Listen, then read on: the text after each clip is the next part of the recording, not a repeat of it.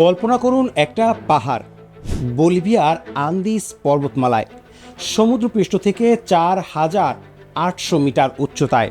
পাহাড়টির নাম সেরো রিকো, অর্থাৎ ধনী পাহাড়। নামটি এমনি এমনি পড়েনি। এই একটি পাহাড়ের ভেতর থেকে স্পেন বের করে নিয়ে গেছে ৪০,০০০ টনেরও বেশি বিশুদ্ধ রূপা। এই একটি পাহাড় থেকেই ১৬ শতকে পৃথিবীর মোট রূপার ৬০% আসতো এই একটি মাত্র স্থান থেকে। স্পেনের রাজা পঞ্চম চার্লস এই পাহাড়কে ডাকতেন পৃথিবীর ভান্ডার বলে। সেই ভান্ডার খালি করে স্পেনের জাহাজ বছরের পর বছর আটলান্টিক পাড়ি দিয়েছে। তবু এই অকল্পনীয় সম্পদ হাতে পেয়েও স্পেন মাত্র ১০০ বছরের মধ্যে দেউলিয়া হয়েছে ৯ বার।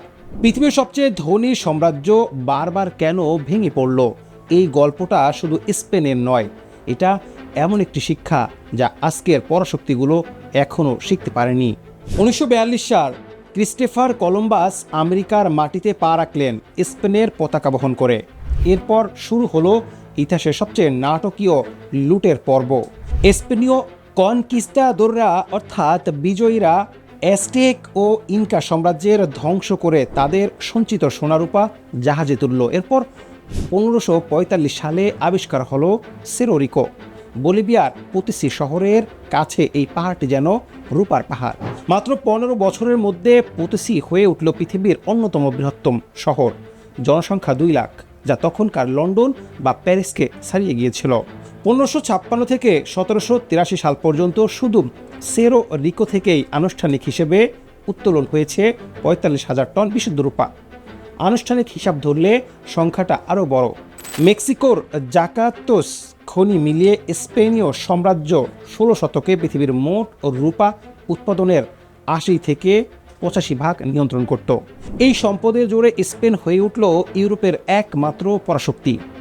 রাজা দ্বিতীয় ফিলিপের শাসনের স্পেনের পতাকা উঠত ইউরোপ, আমেরিকা, আফ্রিকা, এশিয়া ও ওশেনিয়ায়।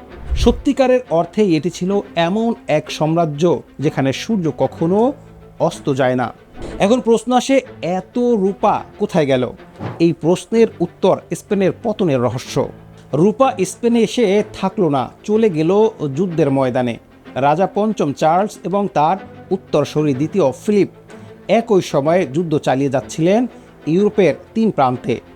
নেদারল্যান্ডসে প্রোটেস্ট্যান্ট বিদ্রোহীদের বিরুদ্ধে ৮০ বছরের যুদ্ধ, ভূমধ্যসাগরে অটোমান সাম্রাজ্যের বিরুদ্ধে নৌযুদ্ধ, ইংল্যান্ডের বিরুদ্ধে আর্মাডা অভিযান। প্রতিটি যুদ্ধে অর্থের প্রয়োজন, আর সেই অর্থ আসছে পোতসির রূপা থেকে।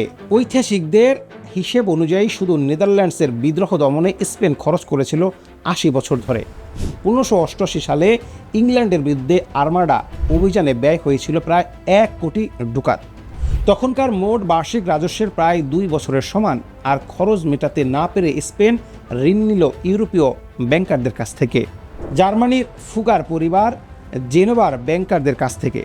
রূপা আসছে আমেরিকা থেকে, কিন্তু সুদ চলে যাচ্ছে ইউরোপীয় ব্যাংকারদের কাছে।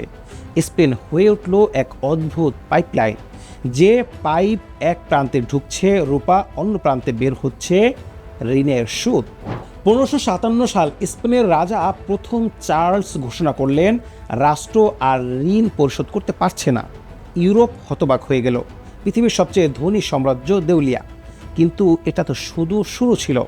স্পেনের হ্যাভার্সবার্গ রাজবংশ মাত্র ১০০ বছরে দেউলিয়া হয়েছে ৯ বার।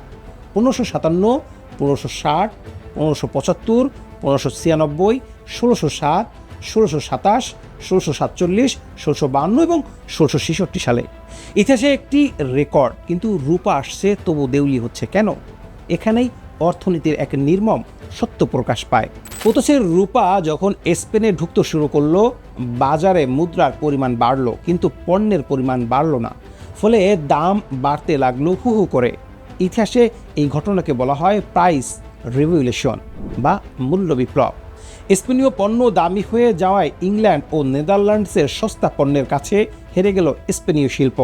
তখন স্পেনীয় অভিজাত সমাজ একটি সহজ সিদ্ধান্ত নিল, কারখানা বানাবো কেন, পোতসির রূপা দিয়ে বিদেশ থেকে কিনে নেব। ধীরে ধীরে স্পেন উৎপাদন করা বন্ধ করে দিল, কৃষি ধ্বংস হলো, রেশম ও পশমের শিল্প যা একসময় স্পেনের সমৃদ্ধ ছিল তা ভেঙে পড়ল। স্পেন পরিণত হলো একটি পাস থ্রু অর্থনীতিতে।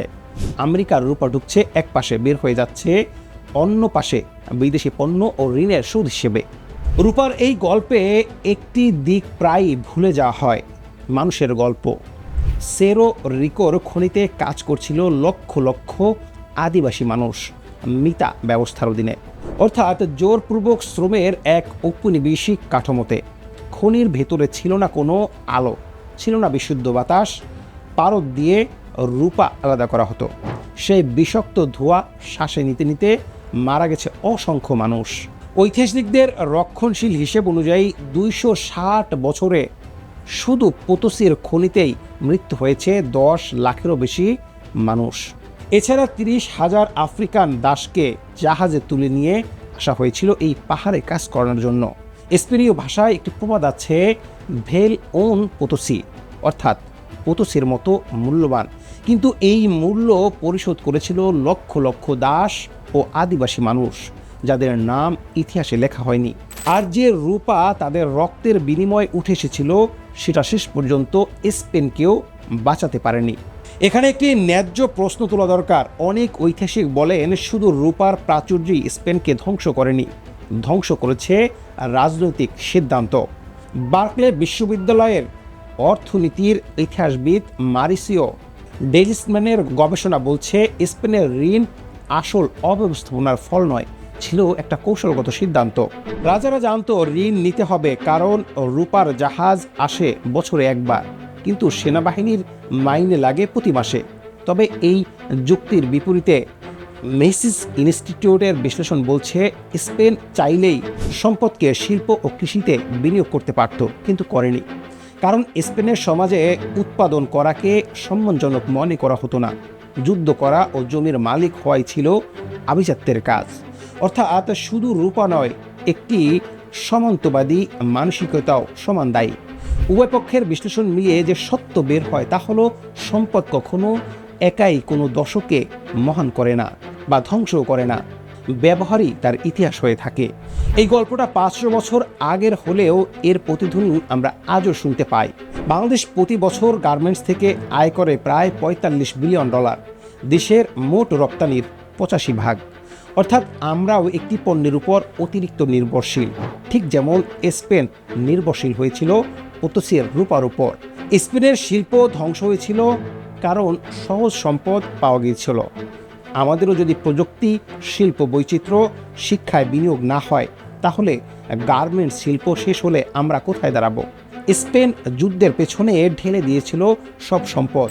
আমরা যদি প্রতিরক্ষা খাতে কোনো ডলার না ঢালি, অথচ শিক্ষা, স্বাস্থ্য, বিনিয়োগ এবং অন্যান্য খাতে শুধু সামান্য ব্যয় করি, তাহলে প্রতিরক্ষা খাত আগাবে না।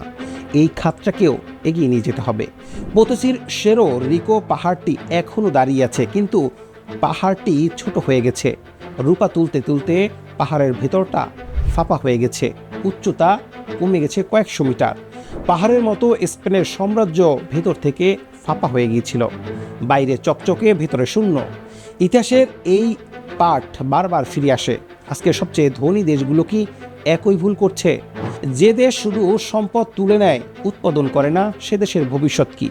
যে সাম্রাজ্য যুদ্ধে অর্থ ঢালে, মানুষ বিনিয়োগ করে না, তার পরিণতি কি স্পেনের চেয়ে আলাদা হবে? পোতোসির খনি শ্রমিকরা জানতো পাহাড়ের ভেতরে সব রূপা একদিন শেষ হয়ে যাবে, তারপরও থামেনি। স্পেনের রাজারাও জানতেন এই সম্পদ চিরকাল থাকবে না, তারপরও থামেনি। প্রশ্ন হলো, আমরা কি থামবো, নাকি আমরাও সেই পাহাড়ের মতো ধীরে ধীরে ভেতর থেকে ফাঁপা হয়ে যাব আর বাইরে থেকে কেউ টের পাবে না?